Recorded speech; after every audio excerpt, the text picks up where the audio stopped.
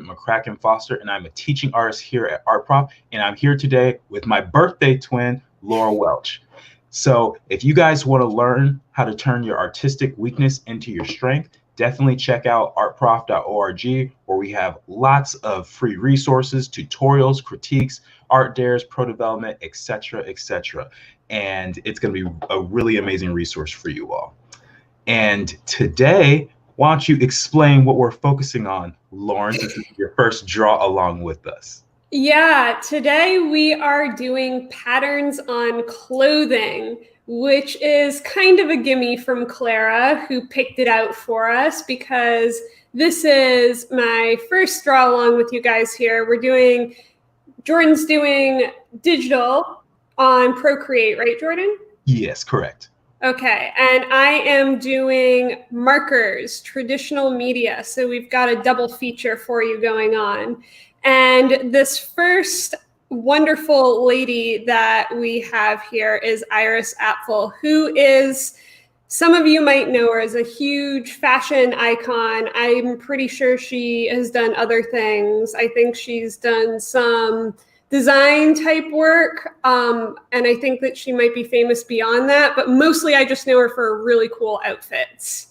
So hopefully you guys all have your materials ready to start with us, because this is very overwhelming for a pattern to start with, right, Jordan? Like, how do you conceptualize this? Oh, well, I'm going to figure that out as I go. But yeah, me too. Yeah, I mean, honestly, I think I'm going to start this like any other drawing that I would do and just focus on, the clothing and the folds and stuff like that, and then get into the patterns later on.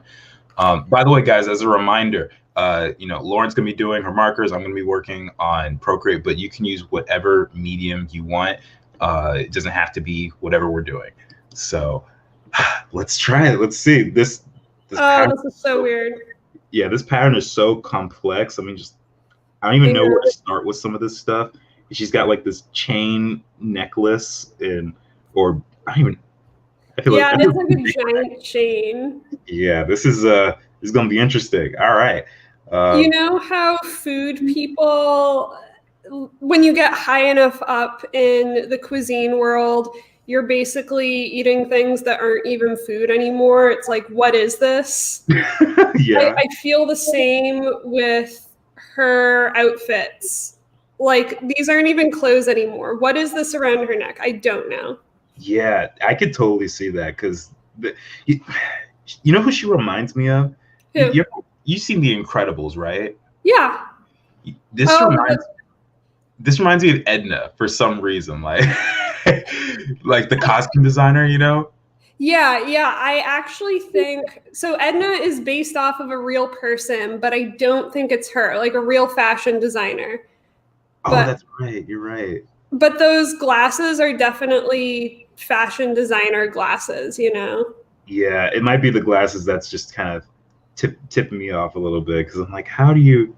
Only high art fashion people wear those glasses. It's insane. I couldn't imagine. These probably got to be so heavy, right? Yeah. I don't know. I don't wear glasses, so. I mean, she's so small too. Yeah. I feel like those glasses I feel like that chain is like 20 pounds. Yeah, I definitely wouldn't want to wear that all day. That just looks rather uncomfortable. But if it's for the sake of fashion, I guess, then it's fine. Yeah.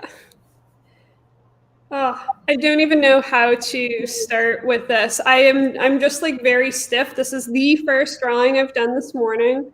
Live, no less. So it's okay.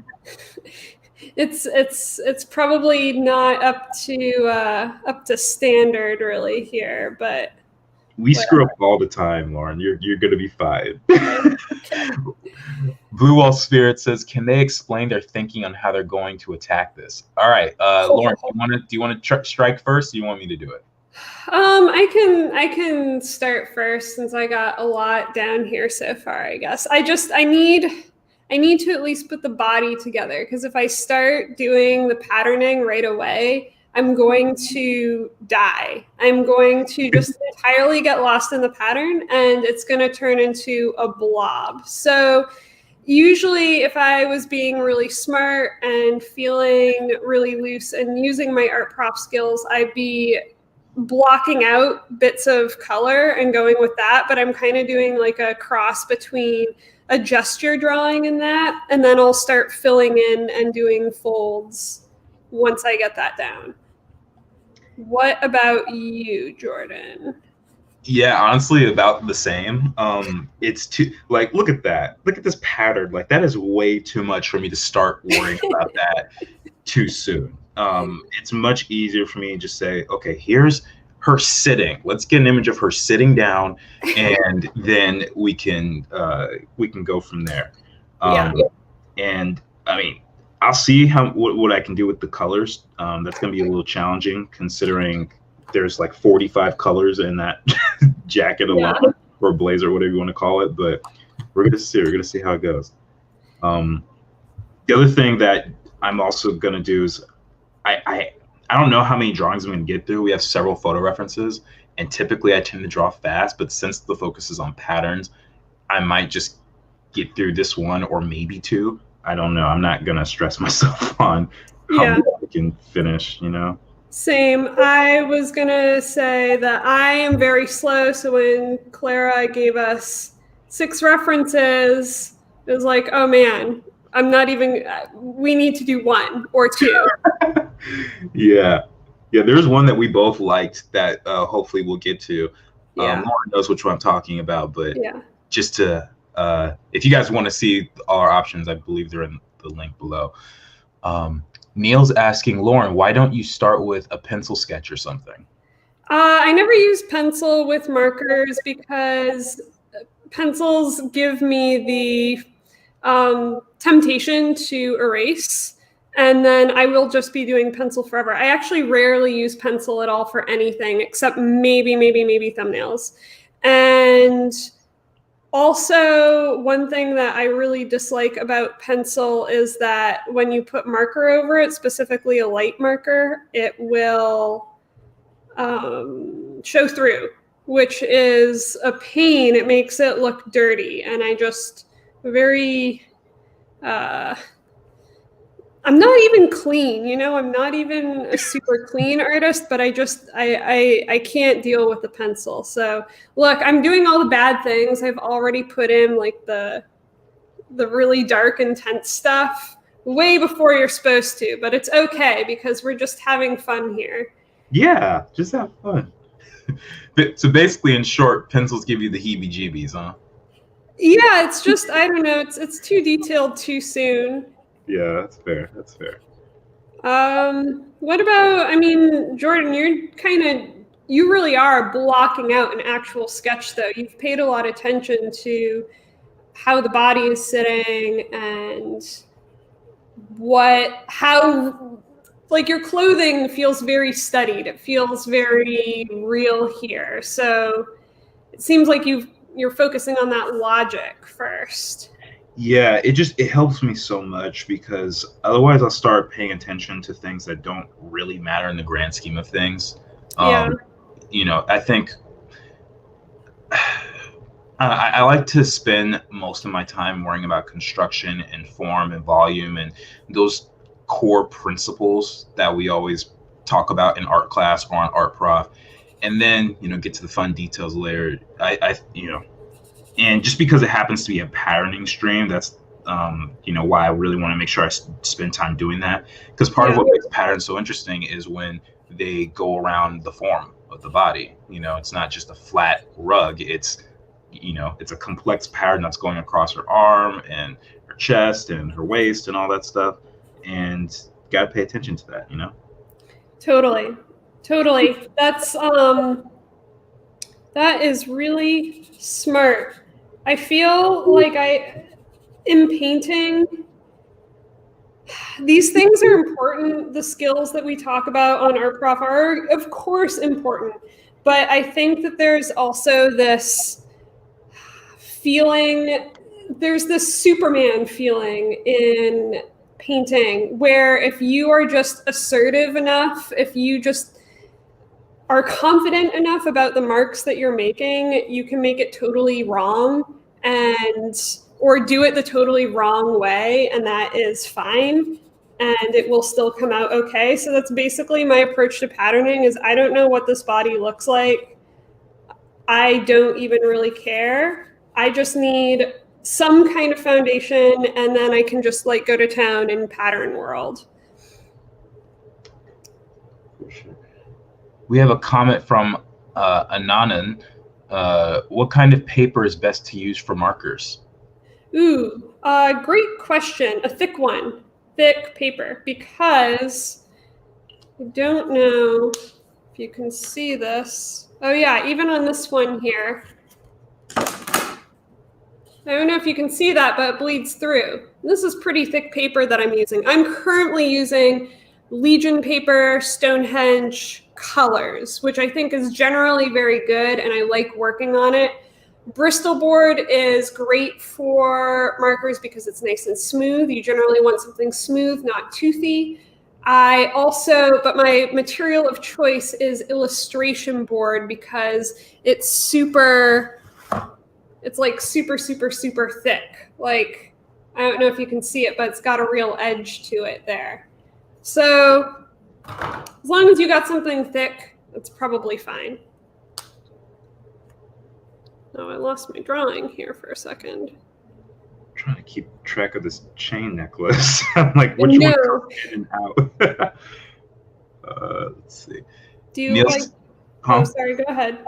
Oh, I was going to read this comment from Neil. It says, Lauren, when I'm using markers, I'm afraid that I'll go too dark too fast, and I won't be able to erase or lighten my marks. Any tips? Oh, yes, totally. I have the same issue as you, Neil, and that instead of using pencil, I use the lightest marker that I own. So here I used a yellow marker, which is actually fairly dark, but I want you guys to see what I was doing so far. When I am doing this on my own, I have a gray, I don't have it here. It's a 10% gray marker, and that creates a really light mark, and I can go over things over and over and over again with it, and it won't get too dark. And then I can cover it up with other markers later, and you won't even see it. So I guess I do sketches, actually. Markers has always been a little bit of a fear of mine for that reason, actually, that Neil asked, because I like to change stuff all over and over again. And I guess that's part of why I like pencils so much. I try not to erase, but every once in a while, you know, it's like that arm is totally wrong. Got to change it. Got to fix it. So. Yeah, I mean, I have the same fear, and that's actually why I use markers, because so it's funny, we have the same issue but different reactions to that issue. Yeah, I guess so. Like right now I don't have a marker that really fits. I don't have a peachy color that's super light. So I'm drawing these hands, and her hands are super light. So I'm just going to have to end up making up a color. She's going to come out a lot darker than she is in real life. I'll probably just put in those shadows now. Not even on the patterns yet. It's just all body. Ooh, you made her look super hot. I'm not even sure how to respond to that. Like, is this Iris at 20, at age 20? I just haven't put on wrinkles yet. Like, are wrinkles a kind of pattern then? Not really. I don't know. I never thought about it like that. But for me, it's easy to just get the frame, and then because wrinkles are so easy to add.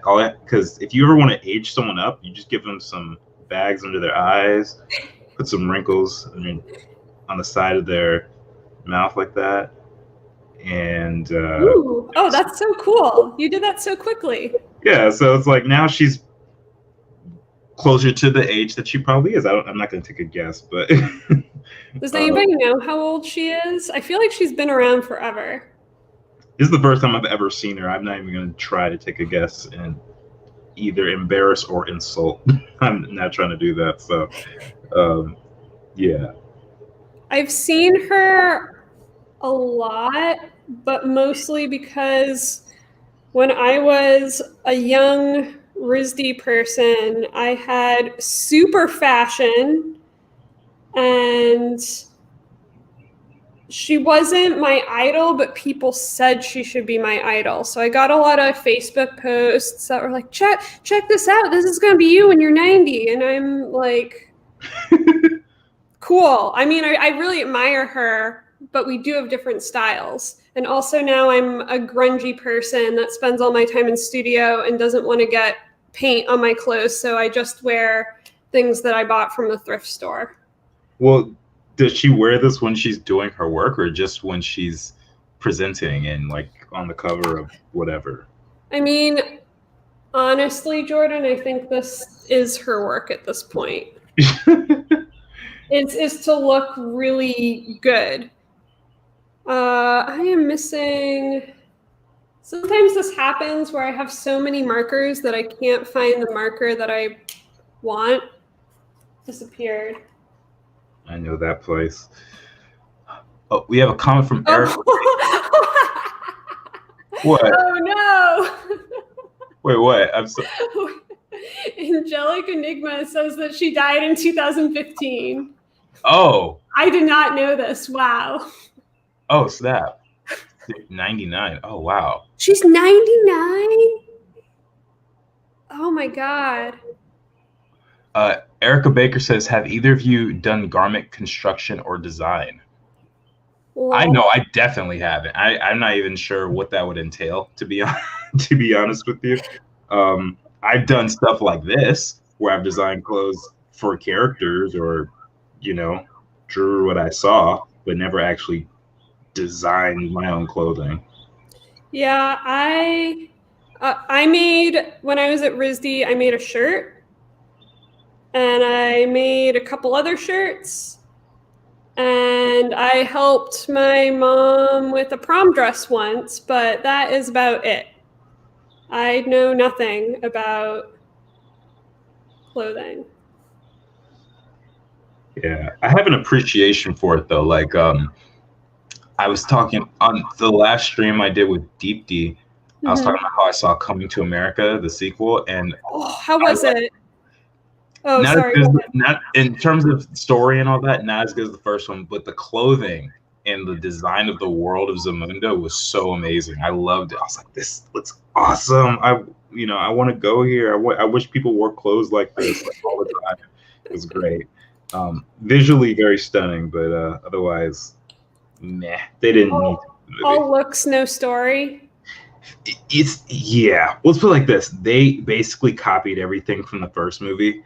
But it was kind of fun though, because they got like all the actors from the original, like everyone, even the dude who worked at McDowell's, who's, I don't know his name, but there's only like 2 actors in the entire movie that I don't think that I saw.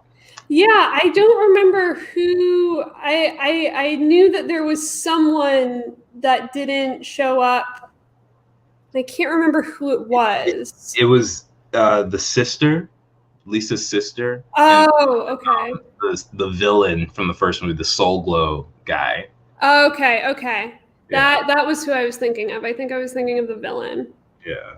I forget his name. Daryl, that was his name. Daryl, yes. Well, that's fine because he was a jerk anyways. For sure. Sorry, go ahead. Oh, you can finish. Oh, Eddie Murphy's friend in that show, I don't remember his name. Arsenio Hall? Simi? Yes. Mm-hmm. I had such a crush on him. Such a crush on him. And I really want to see that movie so I can see him again. Arsenio. Yeah, he's definitely not as major of a role in this movie, but he's definitely got his roles. Soyton Lee is asking, how permanent are markers? How common are they? Permanent. Oh, how permanent. It depends what type you're using. These ones I'm using, not permanent at all. They have a real big light fast issue if you're using dye-based markers. That would be Copics, Prismacolors, anything that you can mix the colors is not good. But there are a type of markers called acrylic markers, which I generally use. I'm not using them right now. These are just the markers in my studio. And because they are using pigment instead of dye, they tend to be a lot more light fast. So actually, this is really great. Any of you illustrators out there who are interested in selling artwork, if you're using markers, unless they're pigment-based markers, do not sell the original. Put that original in a flat file and just sell digital copies, because the copy, the print is going to last so much longer than the original. Good tip. Okay. To help. Okay. I started doing the patterning.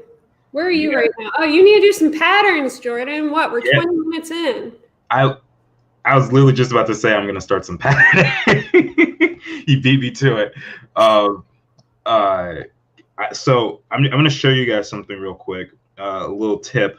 So with Procreate, you can, they have these texture brushes that are already built into Procreate, and it's labeled textures unless you rename it or something. And there's a lot of really cool stuff you can do. So I have this sort of polka dot brush, but let me make it bigger so you guys can see. But I could just go over it and do all this really cool stuff, and create this. And if I want, for her arm, if I'm trying to create that round shape, I could do a free transform and then warp at the bottom. Let me see. I love this. I don't know if you can see. Sorry. I'm gonna just close the comm for just a second. Sorry, Neil. But anyway, there's a warp button at the bottom, and you could just pull it, and you could just move it around like this and change the angle of how this is going. So I'm going to do stuff like that for the patterns. But let's see. Neil's asking, Lauryn, you're not trying to match colors exactly. How do you know which marker color to choose? So that's a hard one. Tone is probably the thing that I'm most worried about. So for instance, her necklace, that's a dark, that's like a black almost, but I don't really have that, nor do I like using that. So I'm just going to pick something that's tonally close. And then I think that there are, for lack of a better word, mental presets I have of colors that look good together or colors that I like. And I try to pick out my colors somewhat ahead of time so I know what to choose. So I don't know if you can see this little drawing here. It's mostly just little marks where I was testing out colors. And so that kind of helps me. And then everything else, tone, contrast are really the big ones, I think. So yeah, we need purple. This is gonna be fun. There are these little donuts in her. I really wish I could paint this. You know, you can only get so detailed on a 9x12 sheet of paper with markers. Yeah, these are just, that's the one thing that it takes a while to get used to, is just the fact that these are really, really quick sketches, and trying to do these demos and stuff. It's a challenge, guys. It really is. But it's still fun. It's like, because you have to solve all these problems as quickly as possible. Yeah. It reminds me of when, Jordan, I don't know if you saw the cat tutorial that we did at all with my cats. I don't know. It's okay if you didn't. We used markers to draw the cats, and Tormund was wearing his really cute sweater that I love. And it was, I mean, they were mostly sleeping. They were sitting, we put out boxes, which is great for cats. They love boxes. It's a real hack to keep them still. but they still are cats and need to move around and are not very good models. And so it was like you had to really put down colors really fast and patterns really fast. And so I'm trying to channel that energy, but it's hard because I'm working with a still image. Not complaining. I do like this, but it's hard. Yeah, photo reference is your friend when it comes to drawing animals. They very rarely like to be still. Yeah. Oh, I made a mistake. I found my first mistake. Well, I made a lot of mistakes, but this is the first one I have to fix. In the reference, there are these two different shapes. And I didn't make them right. So now there's a weird gap here in the pattern. I don't know if you can see that right there. So I'm just going to fill it in and pretend it's something. I'm going to pretend it's a fold. We had a question from Domini Siri. Do you always use the same technique, or do you get bored of the technique and try to give it a change? I'm not sure who that's guided to, but you can answer that. Well, I mean, I don't know. In terms of technique for me, I do what, if I'm on a deadline, I'll do what works, what I know for sure works. Then there are times where I'm experimenting and stuff, and I will just see. Most of the time, I tend to just do line drawings, and sometimes I do get a little bored of the way that I'm doing it, so I'll try changing up the style or something like that and see what else I can come up with. But every drawing is a different problem to solve, so I can't say that I will do everything the exact same way. It just really depends. I don't know. What about you, Lauren? Yeah, I'm in agreement with that. I have something that works. I have a method that works. If I need to crank out drawings really quickly, I will use kind of the same method of putting in the light sketch with the 10% marker, like I was telling Neil, and then blocking my colors, and then do my patterns and what have you, and then go into details later. That is what I'll do for, say, when I'm trying to get the bird drawings out and bird calendars. That I can't afford to screw up on. So I mean, sometimes I'll do my experimenting in the thumbnails for that, really, and leave the final thing really using a method that I know that works. But when I'm just out and about screwing around, I'll just do whatever. Sometimes I'll just color the whole thing and then use a white marker on top. Or sometimes I'll blend so hard that it goes through the paper. That's specifically when I'm working with, say, Sonia, who is very intense with her markers and always tells me to like push my markers, push my mark making harder. So it's situational, I think.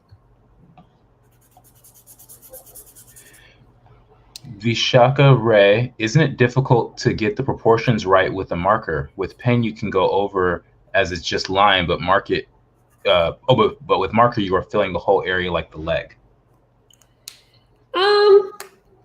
No, I think so. I got into marker because it's really similar to painting. With painting, you're not using a tiny brush to make your big canvas. You use your big brushes, and then you go into your small brushes. And so that, I don't know how to say this. Learning to paint, I think, helps make markers easier, and using markers helps make painting easier. It's just a different way of seeing, I think, where you're just making shapes that kind of average out into each other, and every new shape that you add changes that average just a little bit in one direction to the other. So the averages overall kind of make sense, but it was, as I was saying too, it's not like painters really care. And so there's a certain amount of not caring. The proportions on here are not great. Her shoulders here are way too wide. I made her like look a little too fat really, but then her legs are very tiny. Like she doesn't look like she's sitting on the chair. It doesn't matter. No, it doesn't matter at all because I'm doing the patterns and that's what's fun. So my goal is to make the patterns so juicy and fun that you don't even care about how bad my proportions are. Nice. Okay, I just threw in a completely random pattern because I don't know how to do like there's just not enough time in the stream to do every little thing. I think it's more important for me to just present how I would handle some sort of pattern. Plus, They're so intense. Yeah, like this is so intense. And one side thing before I get to this next comment, if I was designing a character, I would never put him in a jacket that looked like this, unless it was like a 3D model or something like that. Redrawing this pattern over and over and over again is ridiculous. So that's why a lot of times you see animation doesn't really have crazy patterns like this unless it's a background or something that doesn't really move that much because it's just too time consuming. Jordan, what would be your favorite pattern to use? If you were animating. My favorite pattern to use? So you want to show some kind of patterning in clothing. How would you choose something that would be light on the animators to do, but something that still looked rich?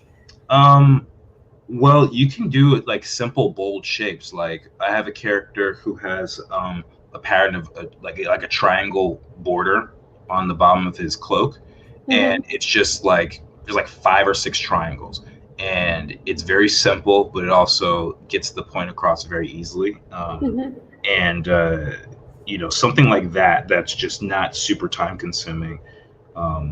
So I just always think about simplicity. That's just a thing for me. And it seems to work. So I'll do that, or I'll think about how I can convey 3s in the pattern, because any less than 3, it probably won't look like a pattern, you know. So if I have, you know, like 1 shape doesn't really convey pattern, it just stands out. 2, not quite there. When you get 3 or more, that's when it starts feeling like, oh, this is how it's supposed to be. Wow. So it really depends on a very specific number of repetitions. Yeah, 3 I think is the minimum number for a pattern in anything really, but yeah, especially when it comes to design and in terms of characters or whatever the case is. You know, I'm so into pattern, Jordan, but I had not even thought about that, about the exact number. I think it's because I'm so much of a maximalist that I just go beyond that point very quickly without thinking about it. But I'm gonna use that. I'm gonna try that. That sounds really interesting to me. Yeah, it's fun because if you're trying to convey patterns and you don't want to redo it over and over again, you have to find like the easiest way to not do the most amount of work and hate your life. Because if I start hating my life because of a character design, then clearly I need to readjust the way I design this character. There's something off there, and I want to like what I do. So, you know. Yeah, you need that efficiency and not go crazy. I wish you guys could see on this. I don't know if you can see how detailed this is right now. It's gotten so intense. I'm gonna give her purple hair, I think. Ooh. Well, I just don't have any white, and I don't think even using a gray would look good on her. Let's see. We have a comment from Dara that says, how do Prismacolors hold up against spilled water? You know, I haven't tried it. There are actually, I think, ones that you can use with water, but I don't like using water in like any mediums really on paper because it will make the paper all warpy, and that's one of the reasons why I use illustration board too. So I don't know, you'll have to test it out and let me know. There was another comment here. Hang on.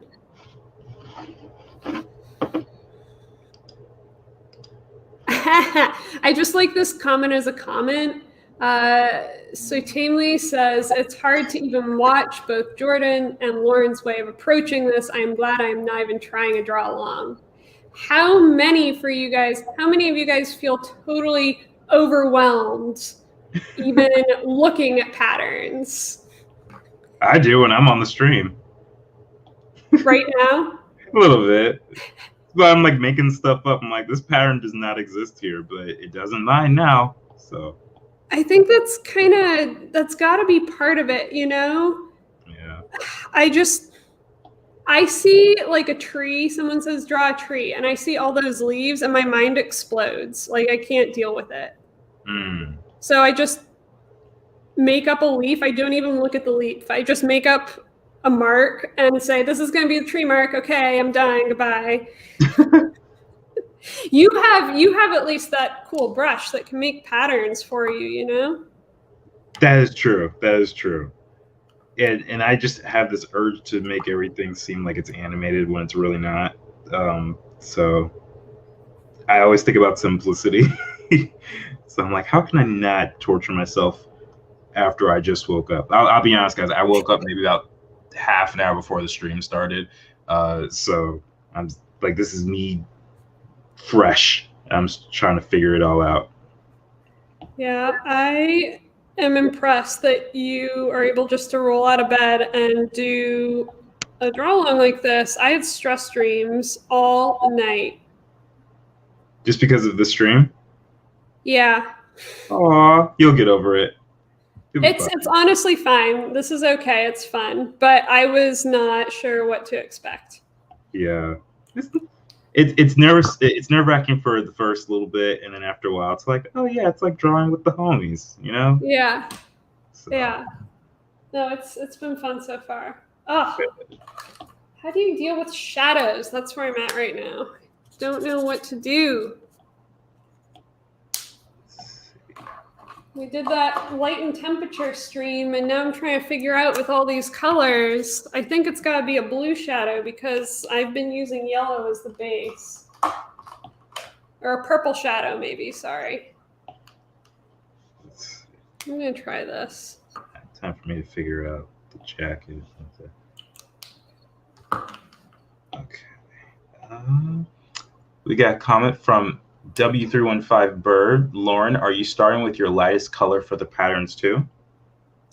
Yes, generally speaking, yes. I want to put down the yellows first, and then I will put down the darker colors because you can't go back once you go dark.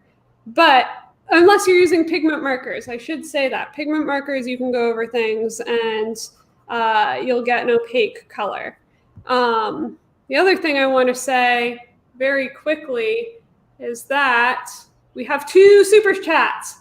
One from Joey Ross. I've never even attempted a pairing before, so I'm so overwhelmed just looking at them. Thank you for this. Thank you so much for your super chat. You guys, you keep Art Prof going, and we literally were able to get this equipment because of your kind generosity. Then we also got a second super chat from Amorous Joseph for $1. Thank you so much, Amorous. Really, really appreciate it. I'm glad to have you guys on the stream with us here. Sorry. Thank you. All right. I think I'm over. What's this lady's name again? Please remind me. Iris Apfel. Yes. You done? I think I'm ready to move on. I did my pattern thing. I'm just like, I'm okay. Right now. Okay. Do you want to do the fun one now? Yeah, I'm gonna move on, but you can stay where you are at if you want to. I want to do. Let's see. We got what, like 40-ish minutes? Yeah, about 40 minutes. Okay, I'm gonna add my shadows. I'm gonna kind of pretend finish this up, and then I'll join you. Okay, for sure. Pretend finish. Nice. Well, I'm gonna pretend to fill in the patterns, and it's gonna just not be patterny. It's just gonna have a bold color. We will justify it as having a rest for the eyes because it's very intense to look at her. Yes, it is.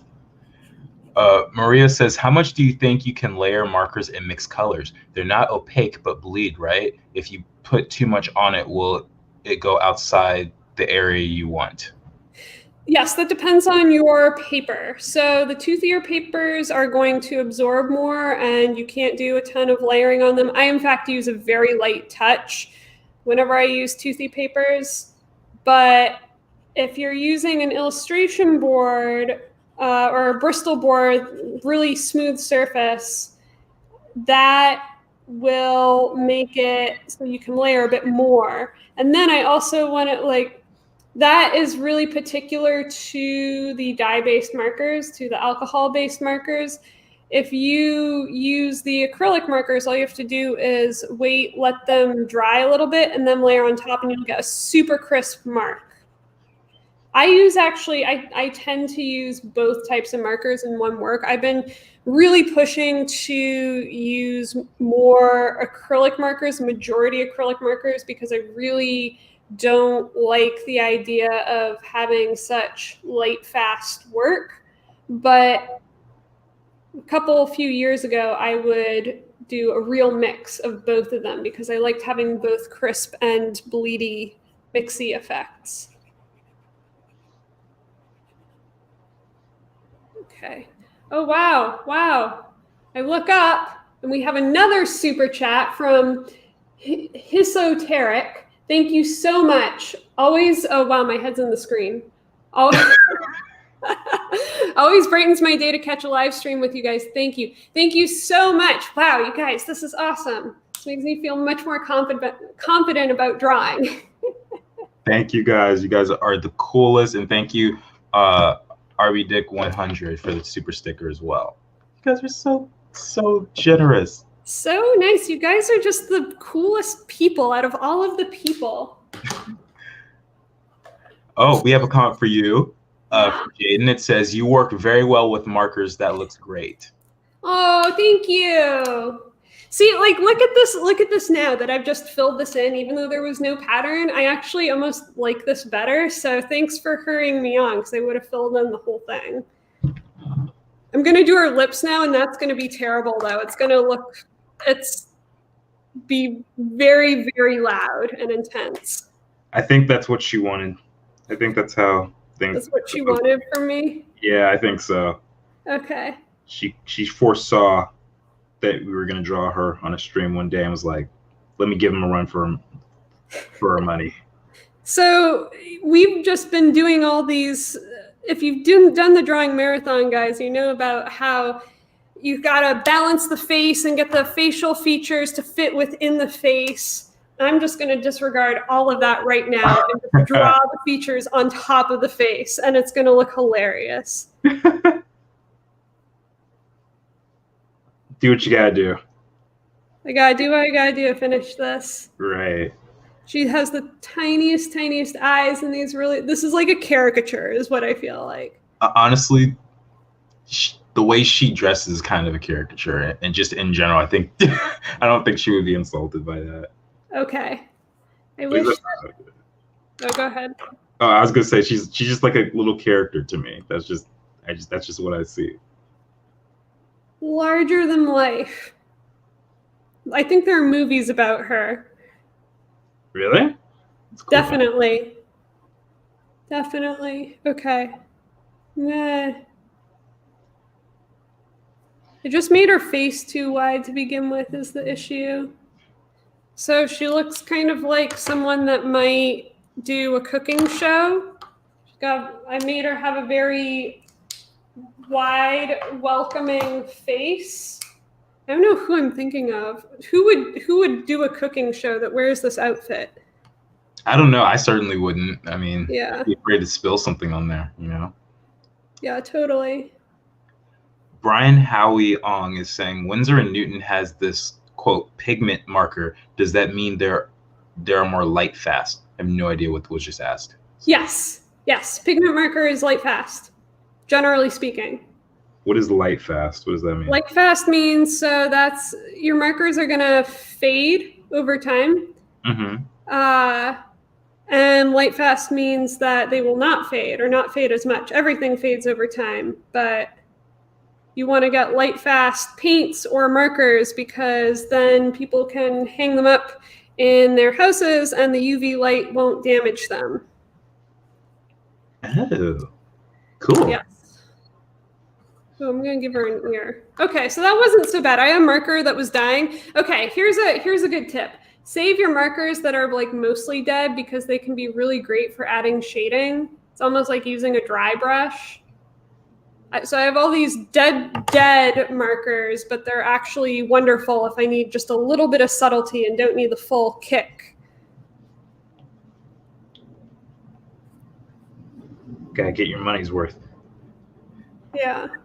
Also, I just feel like it's so bad for the environment whenever you throw out markers. There are probably lots worse things that I do at the environment, but throwing out markers just always feels like a waste to me.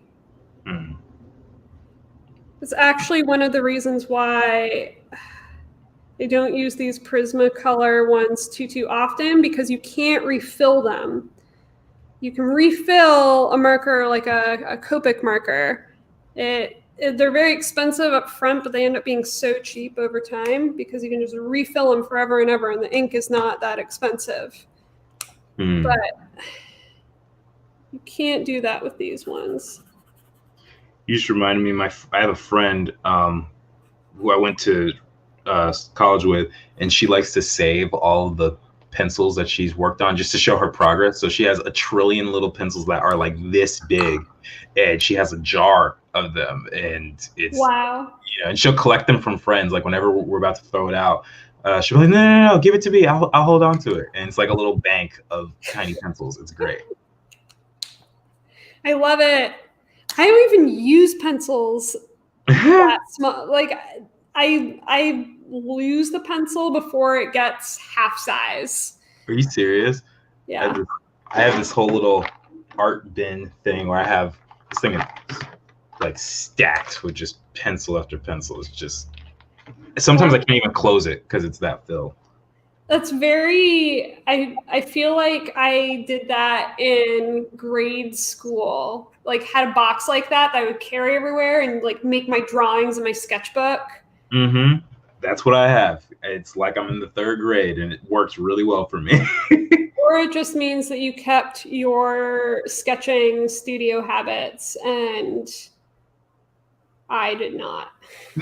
I don't know about that. Some people, I actually did get a comment one time. It's like, oh, I remember those from grade school. And I'm like, I wasn't having a good day, so it's probably more of a joke, but I felt like, why are you attacking me, Oh. Yeah, it was one of those days I didn't get sleep, so. I wasn't attacking you. No, I knew that. Okay. No. I just always associate it with actually having one of those Strathmore sketchbooks that you're drawing in, and you're feeling really serious, and you're growing your skills as an artist. Being a young person, you're like, oh, I made this, and you show your friends, and your friends are like, oh, you're the artist in our group. You're so good. And now all I do is I have a sketchbook that I don't work in, kind of like how I have a stepping machine that I don't use, or a fruit blender that I also don't use. Wait, it's called a fruit blender? Well, one of those, what do you call them? Like, it's like Vitamix knockoffs that. Oh. Because I went through a phase where I thought I was going to be really green and a healthy person, and that went out the window. I'm lucky to even have this orange in my studio right now. I brought this so I could eat it. It's been a week and I haven't eaten it yet. I have smoothies so often now. It's part of my.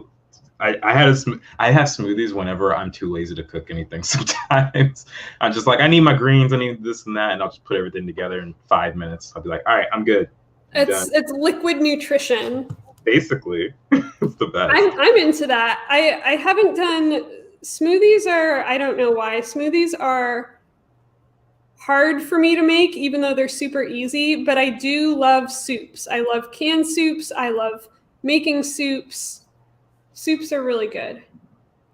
Some people need to learn how to make smoothies. I remember, I won't embarrass my friend and say their name live, but they threw a whole pear in the blender one time. It was so funny to me because you're supposed to, cut fruit up in like little chunks for the blades to get through it. Just threw a whole pear in there, and I was like, "What did you just do?" Like, and it pulled it out, and it looked like she just put it through the garbage disposal. It was hilarious.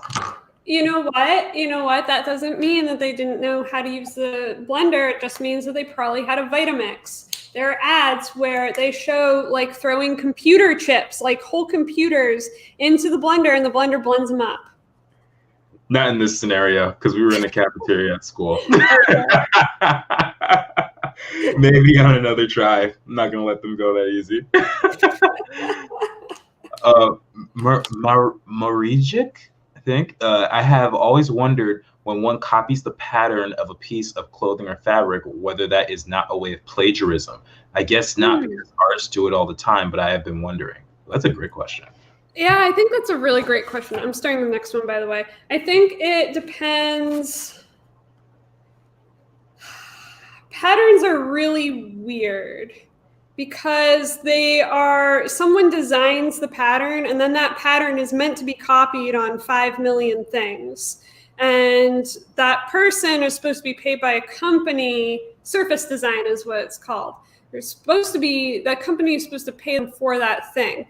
But I think if you mix and match patterns, for example, if you go to the fabric store and you buy some cloth, right, you can mix that up however you want and wear that, and that is your piece of clothing now, or that's your quilt. And I feel the same about painting or drawing. You're not making a pattern that goes onto things. You are making a different type of object that has a different set of uses. So, and also it's generally mixed up with a whole bunch of other things. You're not just making a drawing or a painting that's one straight pattern, generally speaking. So I think it really depends on what your use is. I don't know, Jordan, do you have a different opinion on that? No, I mean, it really does depend, because there are times like concept artists, for example, a lot of what we do is there's something called photobashing, which basically means you take a bunch of photos together and put them together like a collage and use it for a concept. And in that situation, it's totally okay, because the point is to get the idea across. There are times when you are moving to final and you have to make up a new pattern for yourself. Like, for example, there's an artist named Ryan Minerding, and he is the head of visual development at Marvel Studios. So he does like all the MCU stuff, like Spider-Man, Captain America. And he had to make a unique pattern for the Black Panther suit, because if you look really closely, it's got all these little triangles and, cool patterning and stuff like that. And I'm sure he was inspired by other things, but then he had to push it and make it up himself when it came to producing the final that will be in the film. So I don't know. I'm not a lawyer, but I think a lot of it does depend on how you're going to use it and the purpose of it. If you're going to try and sell it versus if you're just having fun trying new things. Totally. Totally. I also think that in my experience, people that I know that do surface design type work as their job, unfortunately, they don't really have a whole lot of rights. It's hard to stop a company or a person from ripping your pattern. It's not like photography, which I feel is maybe slightly more litigious and slightly more sure, even if it's not sure at all.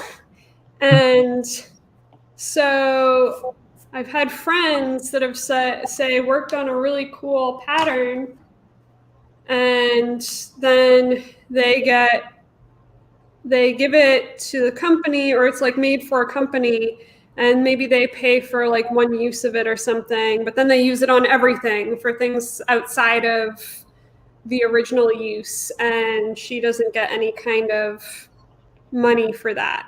And I think that's kind of hard. I Yeah, wonder if it's the same for, say, sampling songs.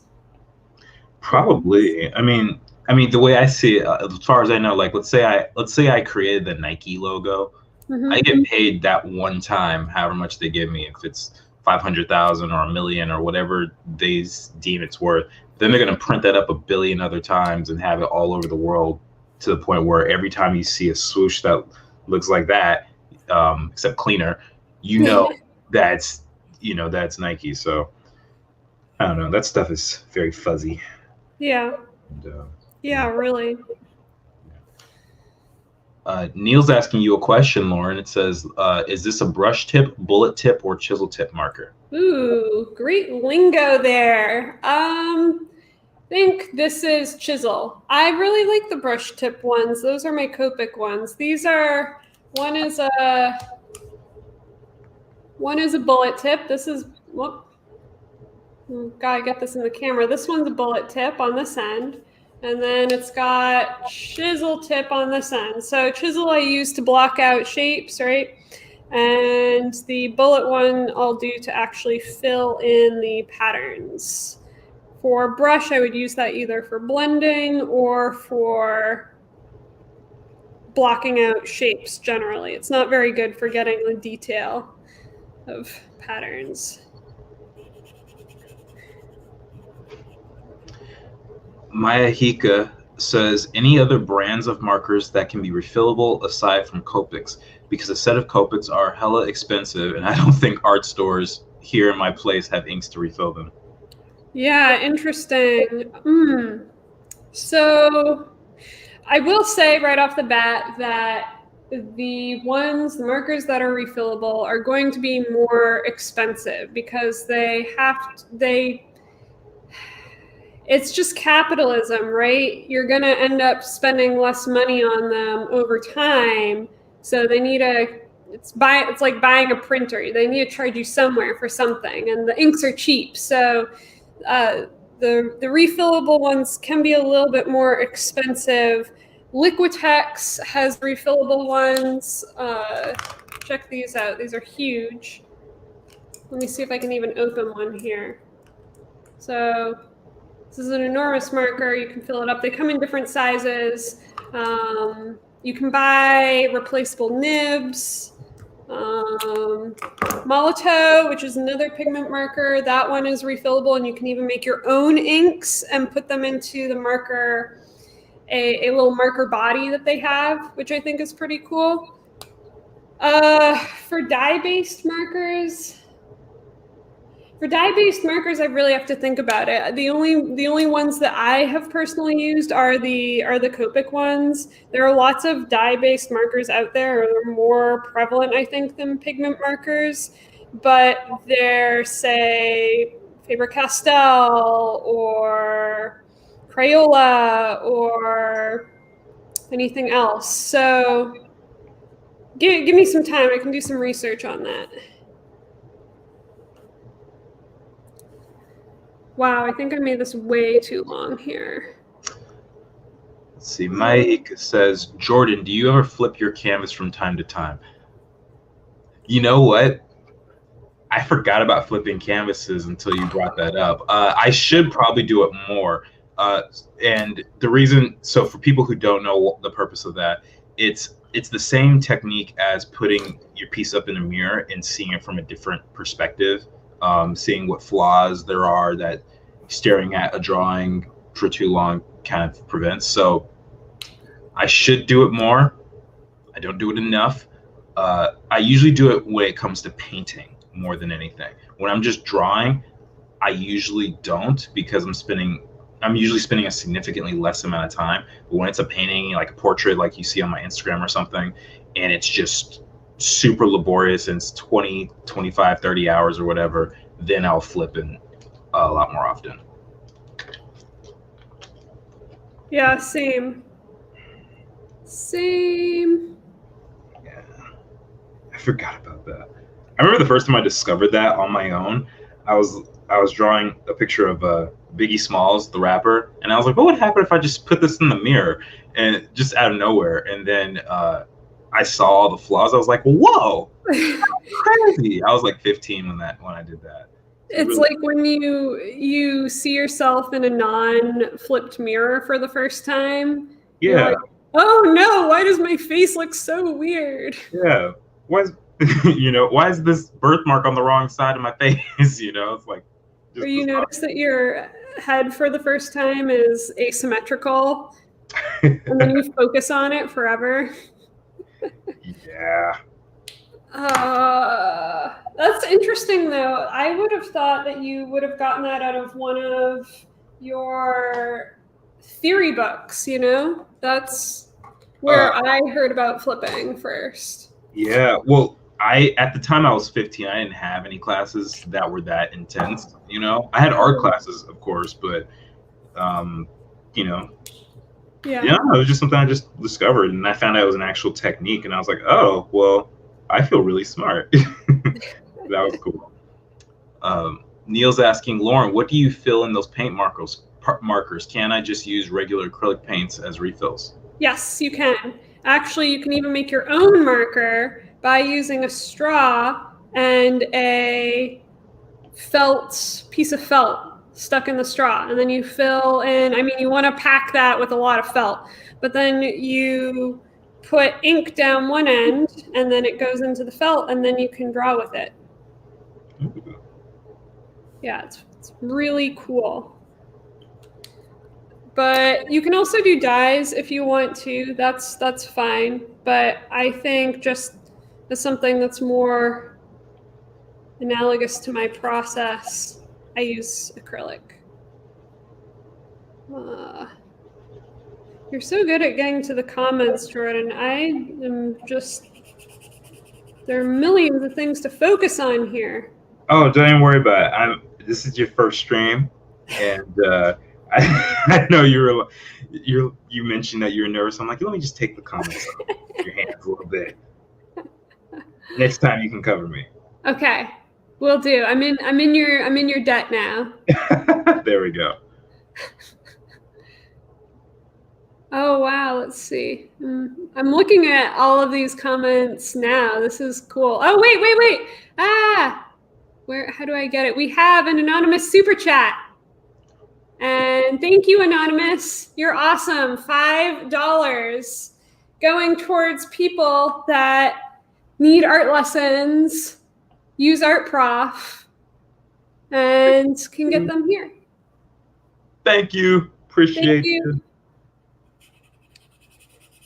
Cool. This is a really fun drawing. I feel a little bit more loose now. What about you?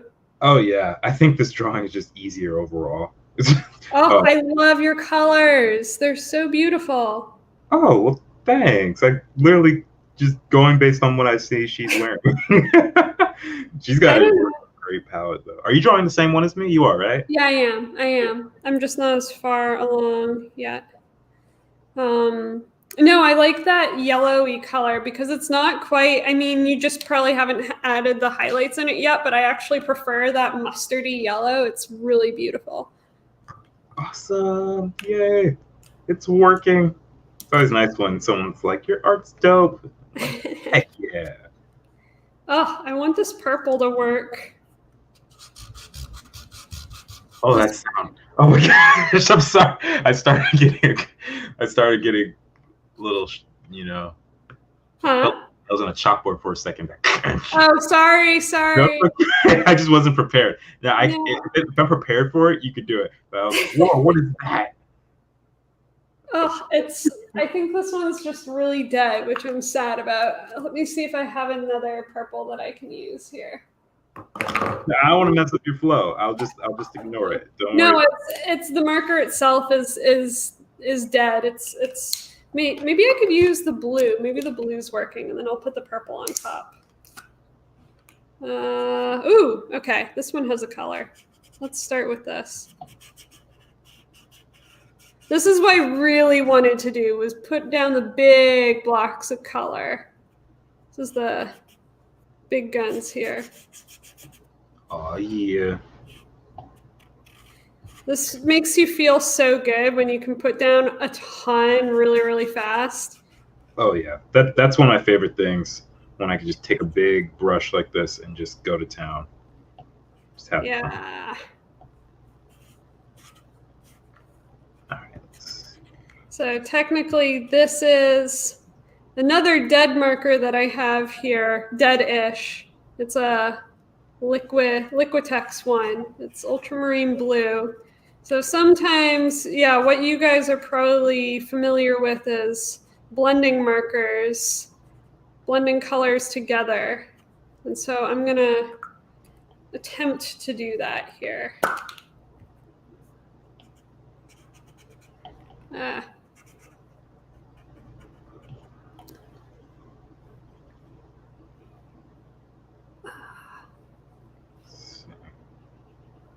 Ooh, that is a cool plummy color. I don't even know. Is that mauve? Is that taupe? What color is taupe? Do you know? I don't. I bet my god sister would know. I went to visit my god sister. She's 7, and she I asked her what her favorite color was, and she literally named like 30 colors. And she was like, I like green and fuchsia and lavender, and I like pink, and it just went down the list. And I was like, you could not have narrowed that down for me like at all, could you? What child knows about the color fuchsia? It was so precious. She took me through an entire like designer catalog, like of one of those like fancy home building ones. It showed me every single page and told me why certain designs were good and why certain ones were bad and what she would change about them. Like, she went through the entire 100-page magazine. I was like, wow, okay. This girl's going places. She's 7. It's so cute. Already has her career laid out for her right there. Basically. That's amazing. Let's see. Yeah, but to answer your question, I don't know taupe looks like off the top of my head. Anybody in the chat know what color taupe is? It reminds me of the word topiary, which is not the same thing. I was thinking topaz. Topaz. I think taupe is a beige color. I'm not sure, though. I said, yeah, I just don't know. There was, when I was in Wales visiting my relatives like 10 years ago, my cousin's dad wore like khaki on top of khaki, and she yelled really embarrassingly, "Dad, you can't go out like that. You're double beiging. You can't double beiging. You can't double beige." What is that? I've never heard that phrase before. I hadn't either. I think it's probably made up, but I love it.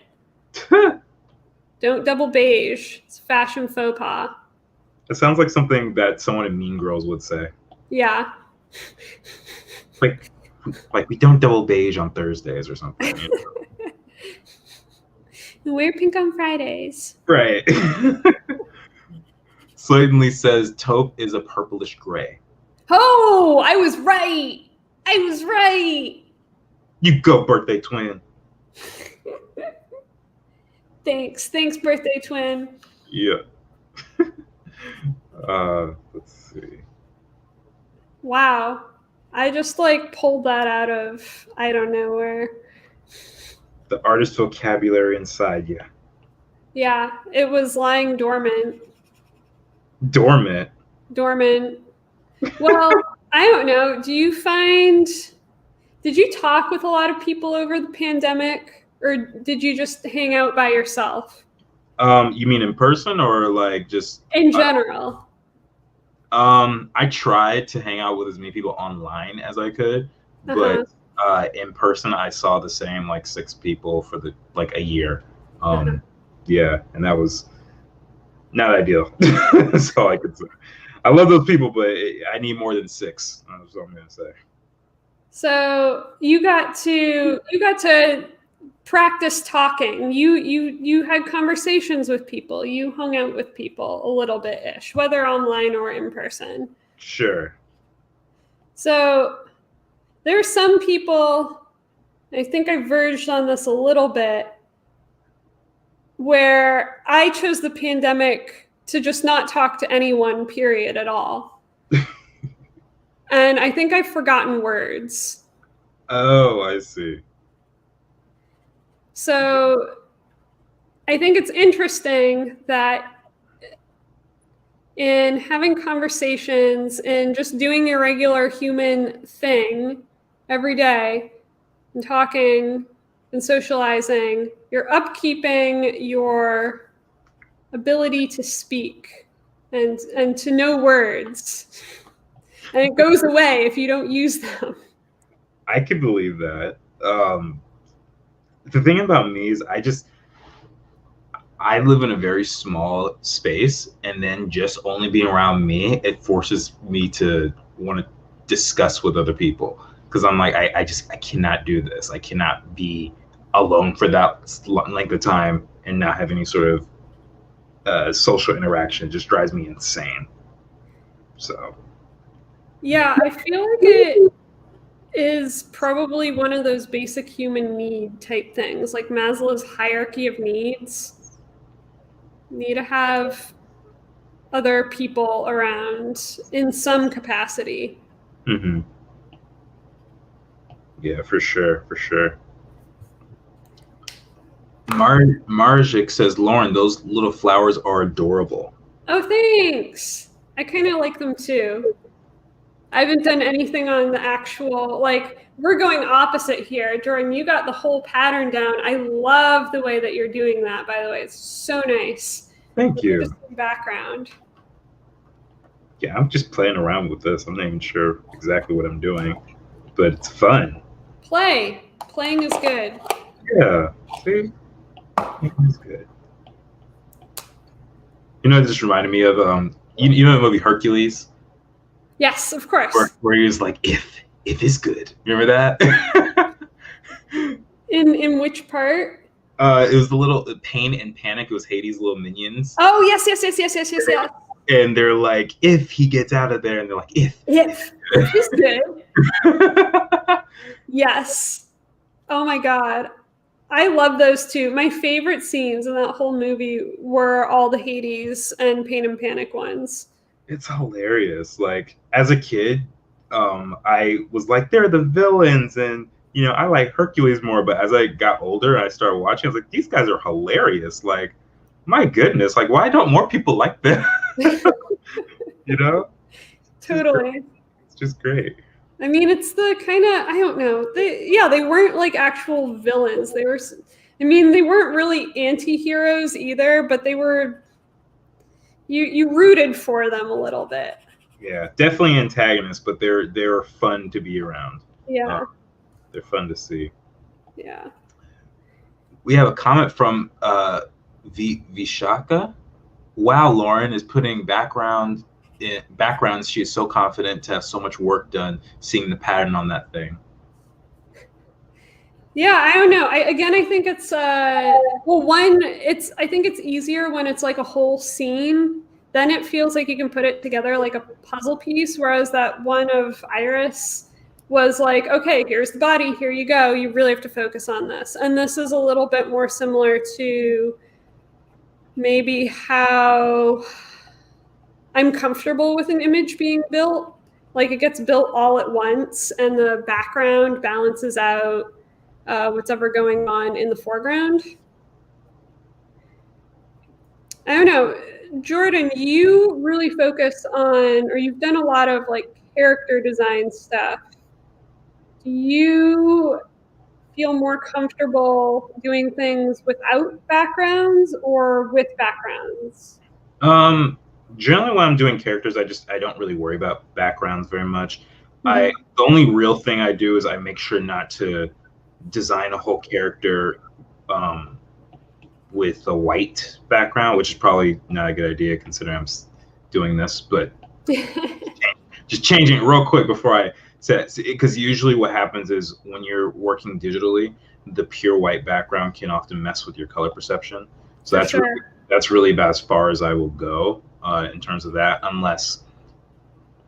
So typically in the industry that I work in, people are responsible for different things. So some people will work on backgrounds, some people work on just coloring the characters, some people work on just designing the characters in line, and so it's a combination of like the efforts of 70 different people before you get a final product usually. So that's kind of how I treat it. Yeah, that makes a lot of sense. That, especially what you said about the white affecting your eyes.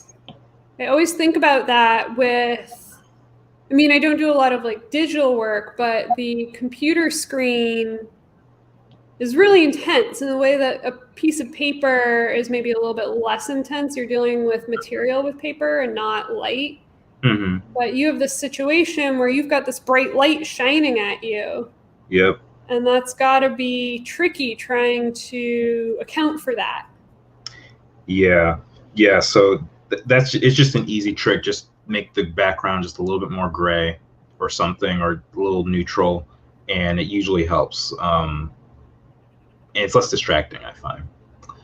Oh, 10,000 Crows just sent us a super sticker for $5. Thank you so much for your continued support. You are so awesome.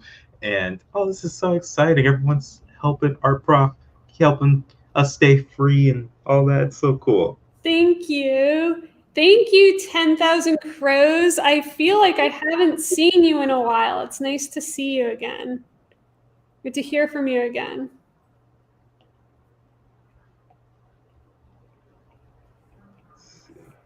Okay, yeah, this purple came out. So this purple, this is a marker that I don't use often, and it's very intense. It's making a very intense color. So I'm deciding to kind of stipple it over the blue because I like the way that this blue feels like a waterfall.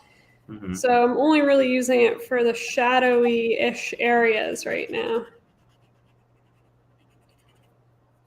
Oh, we have a comment from Vishaka. It says, but what when there's a lot of patterns on the clothes and then backgrounds also have a pattern? We might lose the focus from the scene. Okay. Go ahead. Yeah, that is certainly, you can either make that your subject matter, or you can create a hierarchy of patterns. And what I mean by that is similar to the way the rest of a hierarchy of an image works out. So highly contrasted things are always going to come forward. Low contrasted things are always going to fall back.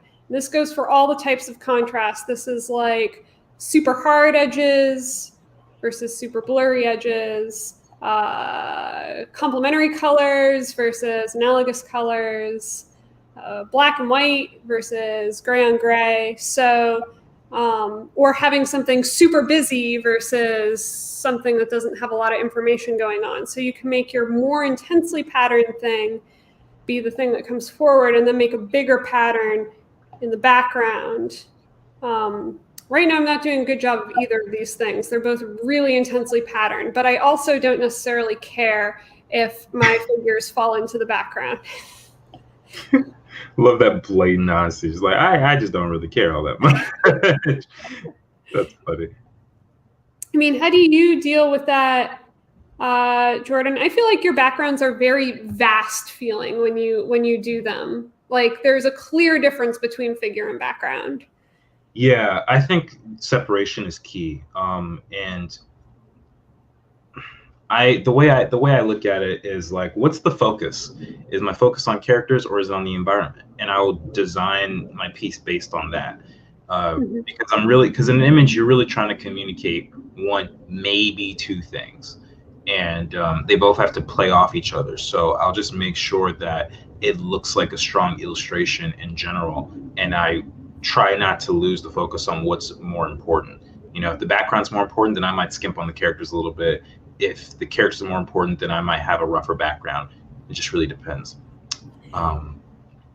Ananan says, I've learned a lot about the importance of backgrounds from Art Prof streams. Oh, that's awesome. So cool. Glad you're learning. Yeah, that's what we're here for. That's why we do all those streams on backgrounds. They're so important. We're going to spread the background gospel to everybody. Precisely. Precisely. All right, Laura, we got to wrap up soon. So put your finishing touches on it. Oh, wow. Really? We're already done? Just about. Got about That's another crazy. minute or two. Yeah. Ah, not done. I really, I'm just looking at your background really for the first time. It looks so fun. Thanks. Thanks. We should just put our two images together. We should Photoshop them together. So your person goes well with my background. Here, we'll just, I'll just put it next to it for right now. This is so cool. I love that. I love seeing screenshot that. I love this. It's great. Well, we'll post it in the Discord for sure. Oh, smart. And yeah, it's speaking of which, guys, we're gonna get going now, but please join us in the Art Prof Discord and the Art Alongs channel, where you guys can share all the art that you've done with us today, and we would love to see it. Please subscribe to the Art Prof YouTube channel, and then we also want to say thank you to our top Patreon supporters. You guys have been so helpful and are so amazing keeping this community alive. And again, thank you for everyone who gave us the super chats today. You guys are awesome. And we will see you next time. Take care, everyone. Peace.